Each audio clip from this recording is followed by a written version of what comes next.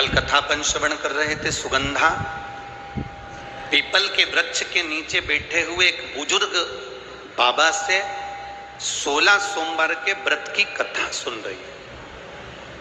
पिपलेश्वर महादेव से कथा सुन रही। महादेव भगवान शंकर सुगंधा को रेणुका के साथ कथा श्रवण कर। ब्राह्मण के शरीर का कोढ़ का रोग समाप्त हो गया। पार्वती जी ने ब्राह्मण देवता से पूछ लिया कि तुम्हारे ये शरीर का रोग समाप्त कैसे हुआ, तो उन्होंने कह दिया कि मैंने 16 सोमवार का व्रत किया था, उस व्रत के प्रभाव से मेरा ये रोग समाप्त हुआ है। उस व्रत के प्रभाव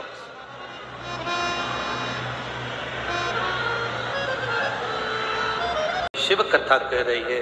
सुगंधा को शिव जी कहते हैं। पार्वती जी ने उस ब्राह्मण को देखा जिसका शरीर का रोग समाप्त। रोग देने वाले ने रोग दिया है तो मिटाने वाला भी वही है। शिव जी ने कहा, शंकर जी के मंदिर में बैठी हुई उस ब्राह्मण देवता ने, पुजारी देवता ने, पंडित जी ने कहा, मेरे शरीर का रोग देवादिदेव महादेव के व्रत रखने से पूर्ण हुआ। व्रत की पूर्णता क्या है? व्रत का फल क्या है? व्रत का सुख क्या है? व्रत का आनंद क्या है? हम जिनका व्रत कर रहे हैं उनका स्मरण हमारी चित्त वृत्ति में होना चाहिए। अगर हमारी चित्त वृत्ति में उसका स्मरण नहीं है तो वो ठीक नहीं है। जिसका आप उपवास कर रहे हो, जिस देवता का आप व्रत कर रहे हो, उसको हर 2 मिनट में, हर मिनट में, हर क्षण में उसको याद किया जाए।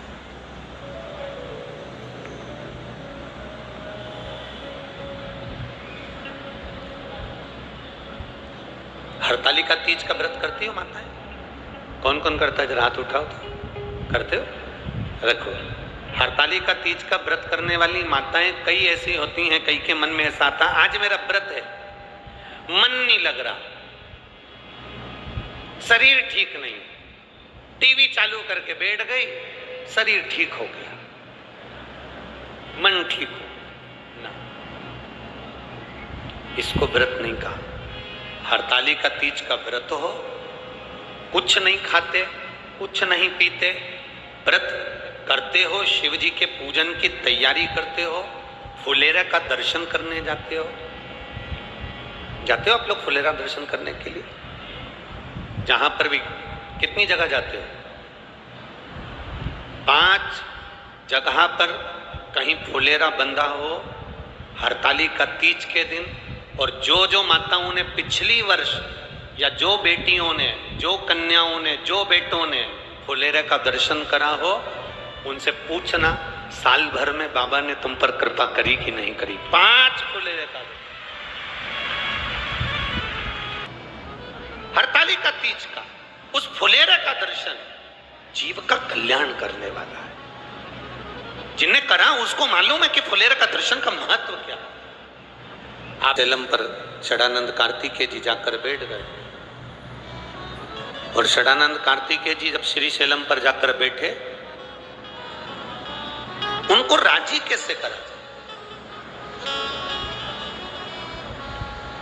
पार्वती जी ने कहा, मैंने ब्राह्मण का कोढ़ी का रोग ठीक हो गया तो मैं उस ब्राह्मण से पूछ कर आई हूं उस व्रत का महत्व। मैं अपने बेटे के लिए, मैं अपने पुत्र के लिए, मैं अपने पुत्र के लिए, अपने बेटे के लिए वो व्रत करूंगी। पार्वती जी ने 16 सोमवार का व्रत स्वयं माता पार्वती जी ने षडानंद कार्तिकेय के लिए करा।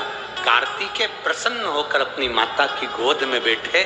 तब कार्तिकेय जी ने पूछा, मां मुझे इतना क्रोध आया, इतनी मेरी चिड़चिड़ प्रवृत्ति रही, इतनी तकलीफों में मैं घिरा रहा, तूने मुझे प्रसन्न कैसे करा? मां कहती है, मैंने 16 सोमवार का व्रत किया था, उस व्रत का प्रबलता है। कार्तिकेय जी ने कहा, मेरा एक मित्र है ब्राह्मण, बहुत साधारण सा है, उसके पास कुछ नहीं है, और मित्र मुझसे रूठ कर चले गया है, कोई दूसरे गांव चला गया है, उसको मुझे बुलाना है, उसको मुझे मिलना है। षडानंद कार्तिकेय ने भी 16 सोमवार का व्रत किया, मित्र को प्राप्त कर। मित्र मिल भी गया, प्राप्त हो गया। कार्तिकेय बाबा ने व्रत किया, व्रत का प्रभाव यह हुआ कि उनका मित्र मिल गया। मित्र ने पूछ लिया अपने मित्र से, कार्तिकेय से, षडानंद कार्तिकेय तूने मुझे कैसे प्राप्त करा? मित्र ने कहा मैंने 16 सोमवार का व्रत किया था। उस व्रत का विधान क्या है? व्रत का विधान बताया। दिन में ये 16 सोमवार का जो व्रत है, प्रथम सोमवार को अब उठा रहे हैं, सावन के महीने से, बैसाख के महीने से, मार्गशीर्ष के महीने से, जिस महीने से पहले सोमवार से इसको उठाया जाए। सुबह स्नान पूजन अर्चना कर कर बड़े आनंद के समय, दोपहर का तीसरा पहर प्रदोष काल के समय पर शंकर भगवान की आराधना करी जाए, शिव जी का शिवलिंग का पूजन करा जाए। पार्थिव शिवलिंग का निर्माण कर कर पूजन कर लो, चाहे अपने घर में जो शिवलिंग है उसका पूजन कर लो। जिस प्रसाद को बनाओगे उसके 3 हिस्से, भगवान की आराधना पूजन अर्चना, एक हिस्सा भगवान को समर्पित कर, दूसरा हिस्सा सबको वितरण कर, तीसरे हिस्से का भाग स्वयं ले। शिव जी का चढ़ा हुआ प्रसाद पूरी रात्रि नहीं रखा रहता, खास तौर से 16 सोमवार के प्रसाद को रात भर कभी मत रखना। अब ब्राह्मण ने पूछा कि तुमने मुझे प्राप्त कैसे करा? का बता दिया, ऐसा ऐसा व्रत है, उसको करो। 17वें व्रत में इसका उद्यापन कर दो। उद्यापन होगा वही प्रदोष काल में, शाम के समय, ठीक है। मान लो 17वें में नहीं कर पाए तो अगला जब तुम्हारे को अच्छा महसूस हो तब करो, पर व्रत का उद्यापन जरूरी है, ठीक है। ब्राह्मण ने सुना, एक बनाए गांव में वो व्रत करता करता पहुंच गया। वहां के राजा की लड़की की शादी हो रही थी, राजा ने स्वयंवर रचा था। एक हथनी के सूंड में माला दे दी थी। ये हथनी जिसके गले में माला पहनाएगी, विवाह उसी के साथ बेटी का होगा। वो हथनी कौन थी? हथनी कौन थी? से शंकर के मंदिर की चौखट पर इसका जन्म हुआ। एक हथनी ने इसको जन्म दे दिया। मां प्राणों को छोड़कर चली गई थी। एक व्यक्ति रोज शिव मंदिर जाता था और इस हथनी को सहला कर जाता था। हथनी धीरे धीरे बड़ी होती गई। शिव की आराधना में यह हथनी भी डूब गई। कहते हैं हजारों हजार ऋषिवर की बुद्धि में जितना बल था, उस हथनी में उतना बल सोचने का और समझने का था कि किसका भाग्य क्या कहेगा। वो हथनी समझ जाती थी। राजा ने उसी हथनी के गले में माला पहनाने के लिए दी कि यह माला तुम अपने सूंड में रखकर जिसको पहनाओगी उसी के साथ बेटी का विवाह होगा। हथनी ने राजा की लड़की को देखा था कि इसका भाग्य क्या कहता है। ब्राह्मण के गले में जो मित्र थे कार्तिकेय जी के, उनके गले में माला पहना दी गई। माला पहनाई, विवाह पक्का हो गया। राजकुमारी का विवाह उस ब्राह्मण के साथ हो गया। ब्राह्मण साधारण नहीं दिया, माला पहनने के बाद उसको एक नगर का राजपाट प्राप्त हो गया, जिस नगर का राजा उसको देकर चले गए। शिव क्या करते हैं? शिव की भक्ति इसके अंदर, शिव का गुणगान इसके अंदर। अब शादी हो गई, राजकुमारी आ गई। राजकुमारी ने पूछ लिया अपने पति से, मैं एक राजा की लड़की, तुम एक ब्राह्मण के बेटे, मैं कैसे मिल गई तुमको? कहा 16 सोमवार के व्रत के फल से मिली। व्रत का फल इतना होता है, एक बेटा मुझे चाहिए। पुत्र की कामना से उसने 16 सोमवार का व्रत करा, उसको एक पुत्र भी हो गया। पुत्र होने के बाद पुत्र धीरे धीरे बड़ा भी हो गया। बड़ा होने के बाद पुत्र ने एक दिन पूछ लिया, माँ मैं राजघराने में जन्म ले लिया, ऐसा मैंने कौन सा पुण्य करा था? कब माँ मुझे भी 16 सोमवार का व्रत कर। घर में जो बच्चा बच्ची होते हैं, बेटा बेटी होते हैं, वो भी कहते हैं माँ एक बार मुझे भी पशुपति व्रत करना, माँ मुझे जन्माष्टमी का व्रत करना है, पशुपति व्रत करना है, शिवरात्रि का। बच्चे भी कहते हैं हम भी करेंगे। माता पिता को चाहिए कि उस बच्चे से कहें कि करो व्रत, मना नहीं है, करो।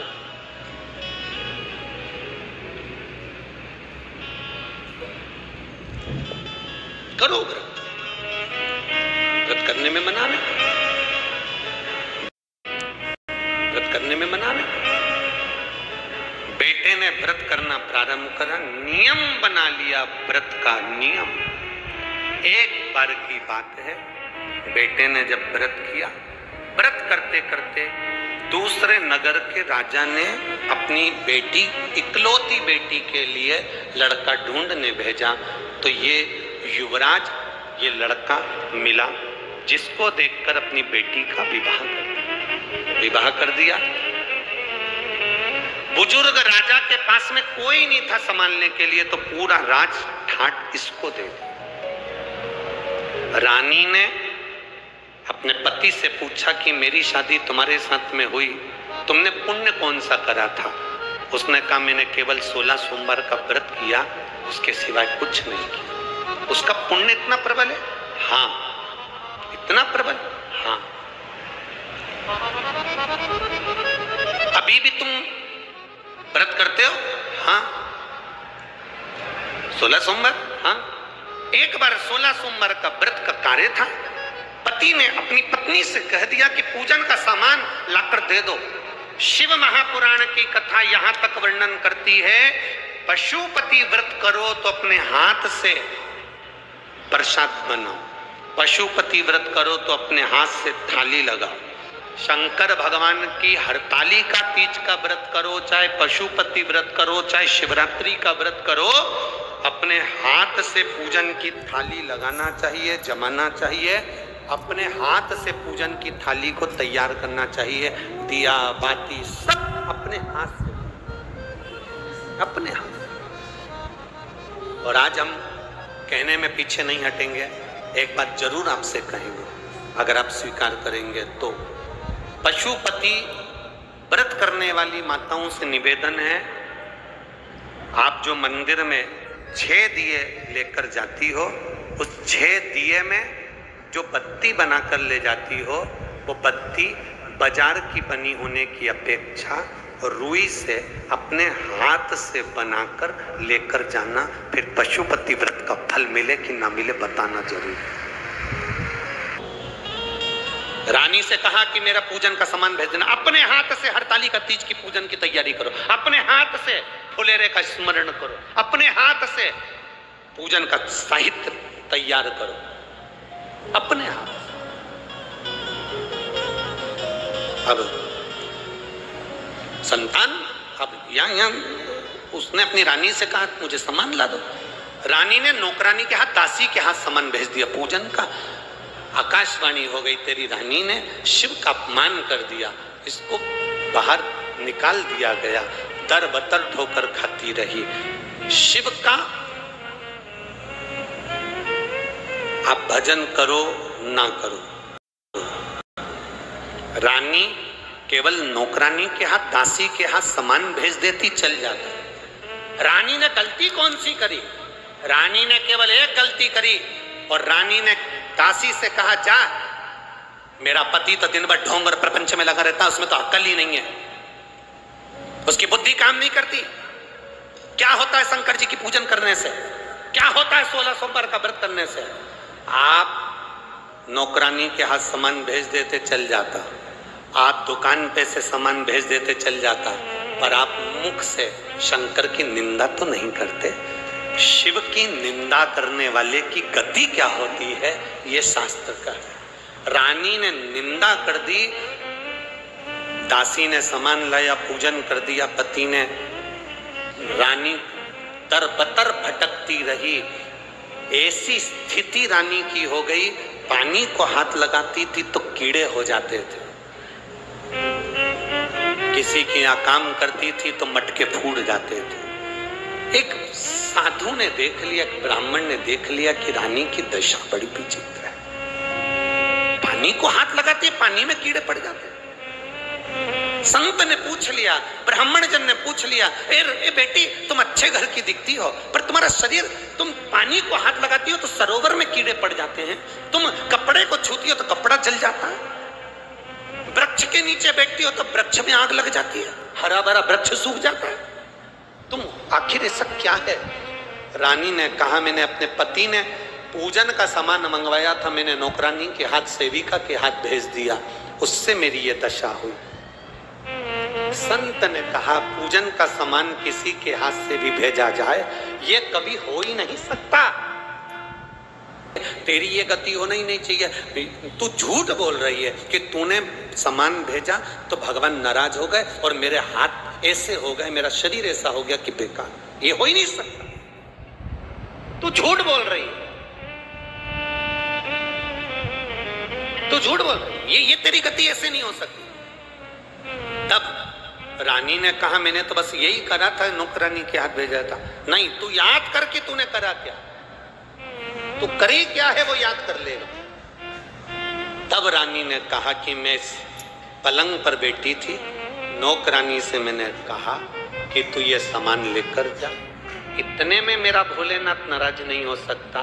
भोलेनाथ नाराज तब होता है, शिव की निंदा करने वाले को तो भुगतना पड़ता है। गलती करी होगी, इतने में रानी ने कहा, मैंने गलती केवल एक करी है कि मैंने कह दिया था मेरा पति तो ये ढोंग प्रपंच में लगा रहता है, क्या होगा शंकर जी को जल चढ़ाने से, क्या मिलेगा शिव जी को जल चढ़ाने से, क्या मिलेगा 16 सोमवार व्रत करने से, मैंने थोड़ी सी निंदा कर दी थी।